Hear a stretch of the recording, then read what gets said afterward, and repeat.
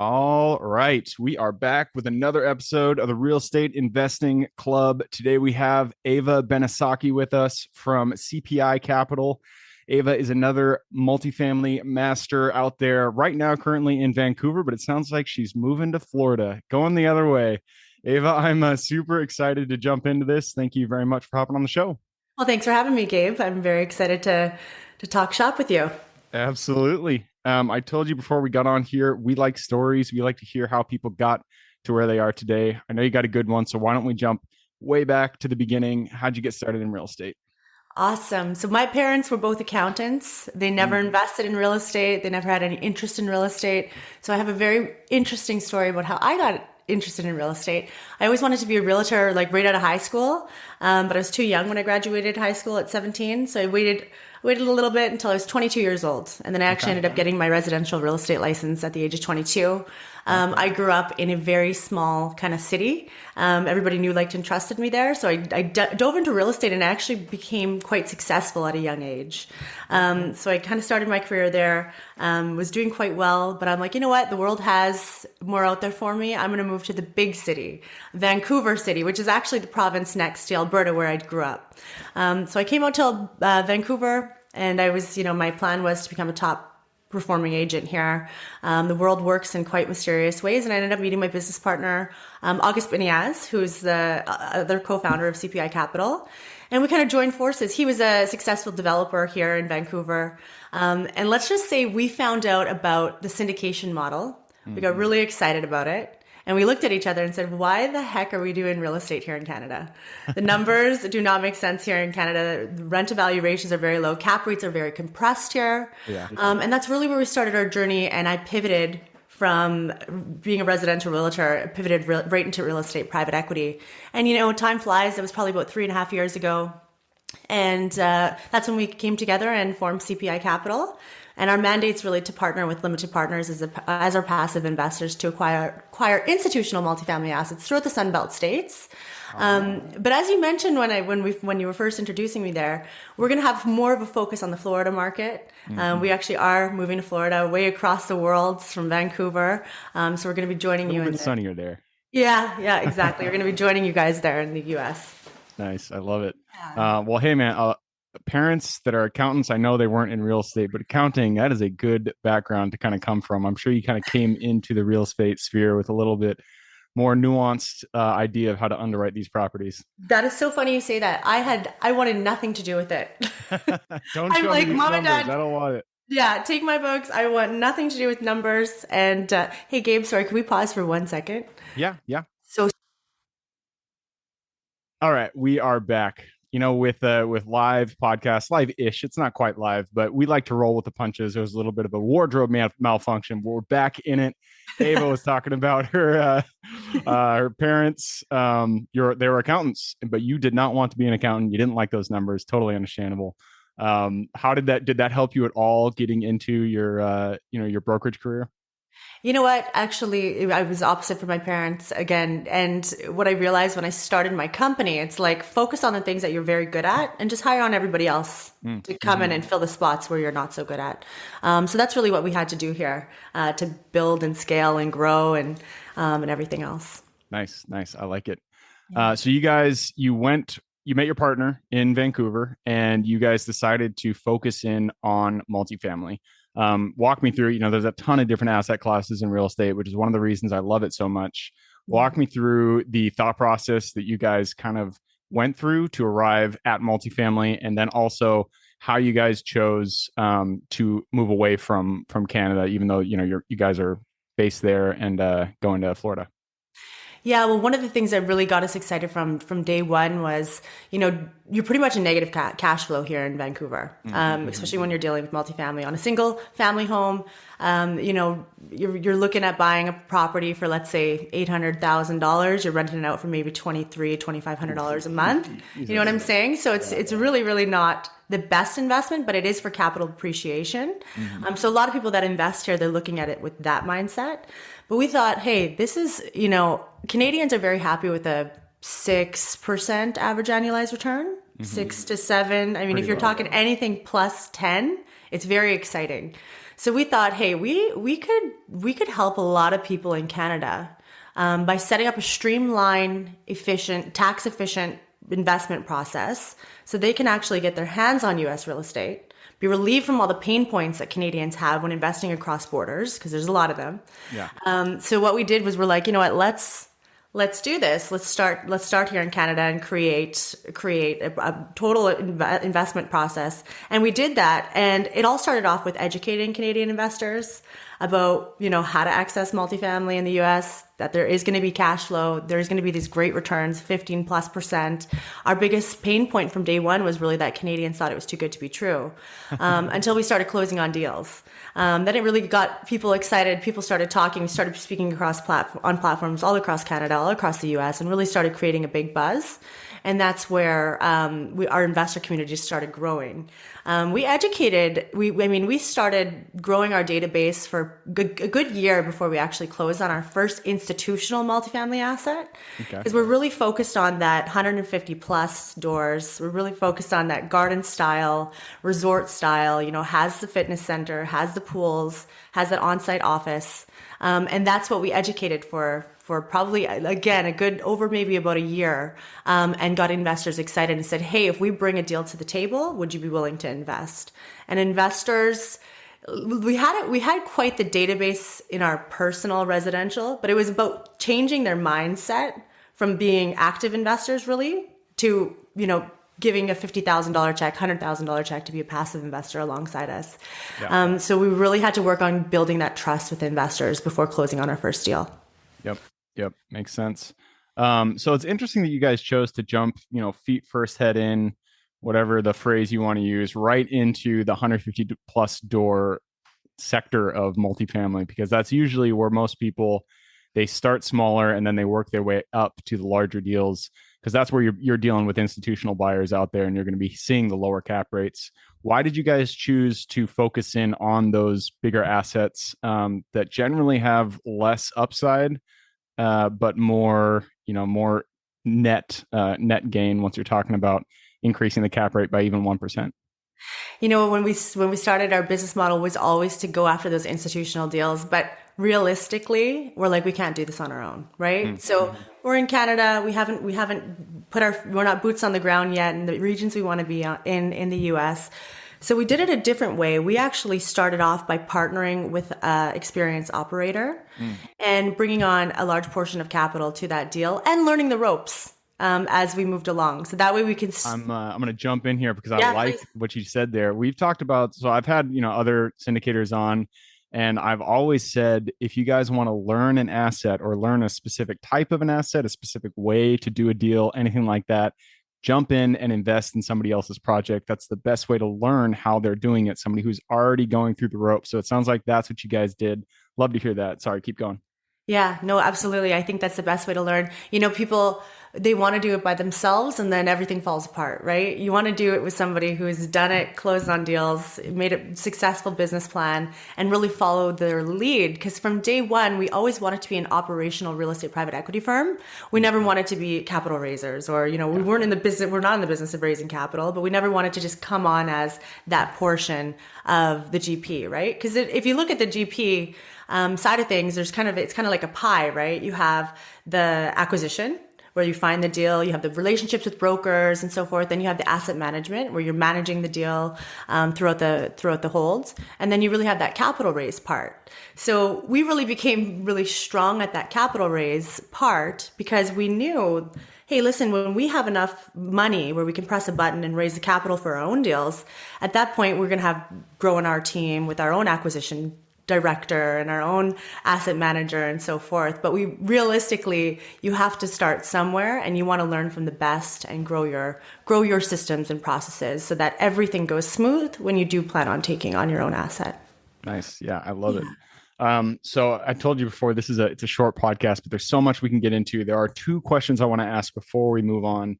And the first one is about the capital side of things, raising the capital and nurturing those limited partner relationships. It is a relationship, even though they are just giving you their money. You're in charge of a very important part of people's life, is their ability to have security. And That's right. so, how do you guys go about nurturing those limited partner relationships, both before they invest and then during their actual investing period when they're part of your deals? Yeah, so we're a boutique real estate investment firm, I like to say. So we're really hands-on with our investors. Personally, all my investors have they have my personal cell phone number. I'm very easy to access. So when an investor signs up, through whatever funnel they've come through, I really get in contact with them and I nurture them until we do have a deal. Not only that, what we do, I get on a Zoom call usually whatever time they need, book a second one. The first one's usually half an hour, then we'll book a second one. But we nurture our investors through educating them on a weekly basis. So my partner does write a blog, an educational blog. We send it out every Sunday at 3 a.m. Oh, PST. wow. Every Sunday. Yeah, we Nice. don't miss a beat. And then on top of that, we're always trying to, these are high net worth people, right? So they always want access to exclusive dinners. They want access to exclusive events. They want access, they want this exclusive experience. So we try to give that to them as well. And that's kind of how we nurture our investors until, again, we have a deal. And then once we close on a deal, it's really about communication. They're like, hey, I just gave you a check. Don't disappear on me. So every month they receive an email from me, and it's just an update on the property. Important things like where's the occupancy at? What renovations have been done? What events have we held in the communities in our properties? Because these are larger properties. There's community events like food truck comes out, or maybe cookies for the kids at Halloween or Christmas. And then on top of that, we always do a quarterly update on rent rolls and financials. And you know what, to be honest with you, I try to get on a call with my investors every quarter. Have a quick call. Some of them want to chat it up. Some of them want to just make it short and sweet. But constant communication and just letting them know that you're constantly on top of mind and they're being well taken care of. So that's really how we nurture investors. I say that's probably the most important part of this business, because without them, you can't do anything. Yeah. Yeah, capital is one of the most important levers of the real estate transaction. And yeah, I mean, communication, just the fact of that, just doing the communication is the most important thing. So many people get held up on how the communication looks and all that stuff. It is important, that it is in a digestible format, but the fact that you are consistently communicating is the most important piece. So people don't feel like they're left out in the dust there. Okay, one last question before we move on, and this is about finding your deals. I'm curious, starting out in 150 plus units, the big boys, how did you guys go and find that first deal that you closed on? Well, we actually made ourselves really well known in the multifamily fraternity, if you will. Okay. Yeah. So it's kind of cool because there's people reaching out to us. Mm. But we actually we ended up becoming very close with a particular syndicator. Okay. Had dinner with his family and everything else, and built the trust. They opened their books to us, and that's when we decided who we wanted to partner with. Somebody who we were particularly looking for, a syndicator who had $100 million more of assets under management and had particular things about them, and just showed success of closing on deals. Now we have our own acquisition director in-house, where some people like to be in different regions, and that's totally fine. And we actually have properties in Orlando, Florida, Charleston, South Carolina, Houston, Texas, but we are going to be focusing kind of on the Florida market. And how do you really get yourself known in the Florida market? You figure out who are the top brokers there. You go take them out for lunch. You wine and dine them. You sign up to all the different sites so that you can get the deals sent that way. So that's really how we're looking for deals now. Broker relationships. Yeah, you got it. Yep. Yeah. We've said it so many times on this podcast. Relationships is everything in real estate. It all comes down to a relationship. So everybody you meet, treat them well, and eventually something's going to work out. That's right. And I heard you say Charleston in there. It's one of my favorite cities. I haven't bought anything there myself. I do self-storage, and I've looked for self-storage in the area, but I'm jealous that you own something in Charleston because I absolutely love that city. It's a great place. You'll have to put a property. You'll have to grab a property there. Yeah, grab one out there. Yeah. All right. So that wraps up the main section. I'm going to move us on to the quick question round. Are you ready? I'm ready. Let's do it. It starts with books or any form of education. I need 2 recommendations, one for general life wisdom, one for real estate specific. Okay, wonderful. I would say for real estate, it's going to be Who Not How by Dan Sullivan. Hmm. That's more like building a company and really succeeding, being a master at delegation so that you can really build your company. And then on the personal side, Life Force by Tony Robbins. Oh, cool. I like Yeah. both of those. I haven't read either of them, but I've Yeah, heard you should. You great should. things about both of those books. And I need to pick them up. All right, moving on to the next question, and this is for your younger self. So let's go back to the Ava who was just getting her broker's license back when she was 22. Go back to her, look her in the eye, give her one piece of advice moving forward. Start investing. I was one of those. I was one of those young people who made money, and I wanted to be cool. You know, I wanted the nice car, I wanted the fashion.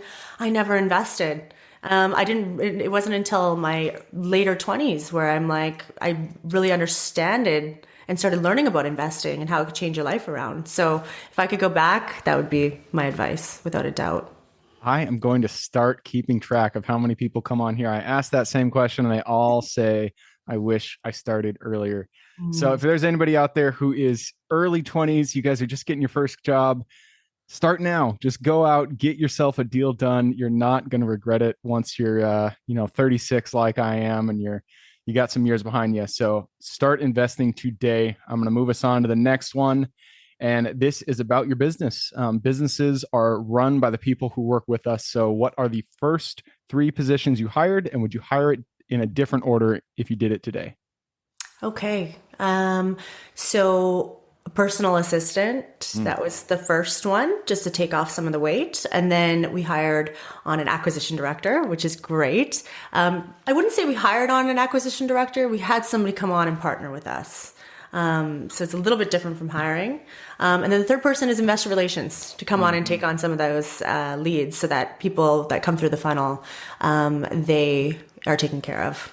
Nice. I love it. And would you do it anywhere, any different, in a different order if you did it again today, or did that satisfy what you were looking for? You know what, Gabe? I think we would have brought on an acquisition director a little bit sooner, but it's not easy to find a good partner. It's Yeah. easy to hire somebody probably, but it's not easy to find a good partner who, wants to act like this is their baby, put their blood, sweat, and tears. It's not easy. People think that, you just start buying properties and you become a millionaire overnight. That's not what happens behind scenes. So yeah, that's probably what we would do. Yeah, finding good partners is hard. That is for sure. There's there's so many things that have to go right. It's not just about finding somebody that is interested in real estate. So understand that one. I'm going to move us on to the next one, and this is mentors. None of us are islands. We all stand on the shoulders of giants. So who is one mentor who has contributed significantly to your career today? This is going to sound kind of funny, but my partner, All right. August Beniaz, he's been my mentor, my coach, kind of from day one. And he's a successful guy, and he's played a huge part in everything. Nice. I Yeah. love it. Yeah, the people we spend most time with, those are our biggest mentors. So love to hear that. Second to last question here, and this is about your strengths. We all provide unique gifts that we give this world. So, what is your superwoman strength? My superwoman streak, probably the ability to just create strong relationships with people. I'm a people's person, so that's probably my superpower. There you go. All comes back to relationships. Yeah. All right, last question, and this is for the listeners. You've given us a lot of good advice, a lot of things to think about. I'm sure people want to reach out. What is the best way for them to get in contact with you? You can reach me on LinkedIn. I'm pretty active on there, just Ava Benesocky, or you can check out my website, cpicapital.ca. Cool. That is cpicapital.ca. I will put that in the show notes. So if y'all want to reach out to Ava, hear about her deals, everything she's doing, go ahead and click the little more in the description. It'll pull down the full description, and in there you can find her links. All right, Ava, that wraps it up. Thank you very much for hopping on the show. Thanks, Gabe. This has been great. Absolutely. For everybody who's here with us today, thank you guys for showing up. You are the reason we do this. So if you guys have any questions whatsoever, reach out to me, Gabe at the realestateinvestingclub.com. And if you guys want to support the show, all we ask is you give us a like, subscribe, share, all that jazz. Other than that, I hope you guys have an absolutely fantastic week. Keep rocking real estate, and I look forward to seeing you on the next episode. All right, before I officially sign off, I have a quick announcement to make. If you're interested in becoming a passive investor in one of my deals, my own company, Kaizen Properties, is looking for capital partners for our upcoming projects. We invest in what are known as recession-resistant assets, mainly self-storage facilities, mobile home and RV parks, and industrial properties. If you're interested in investing and would like to learn a little bit more about my company, our investing criteria, and some of the previous projects we've done, go to the Real Estate Investing Club podcast at therealestateinvestingclub.com and scroll all the way down to the bottom of the page. Click on the Invest With Us button. That'll pop up the investor form. Fill that out, and we will reach back out to you as soon as we can. Or if you prefer a little bit more of a personal touch, you can reach out to me at gabe@therealestateinvestingclub.com. So really, that is it. Again, it was a pleasure hanging out with you guys during this episode, and I look forward to seeing you on the next episode.